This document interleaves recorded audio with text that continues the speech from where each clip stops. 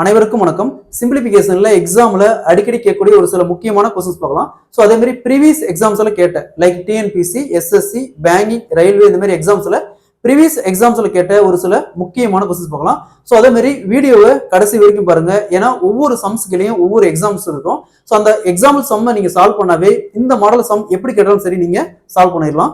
First sum பார்க்கலாம். Find the value of 777 1/5 plus 777 2/5 plus 777 3/5 plus 777 4/5 equal to என்ன வரும்னு கேக்குறாங்க. சோ இங்க பாருங்க, இதுல காமனா 777 காமனா இருக்கு.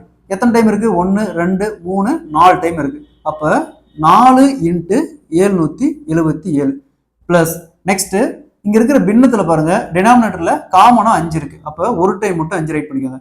நெக்ஸ்ட் நியூமரேட்டர் வேல்யூ மட்டும் ஆட் பண்ணுங்க.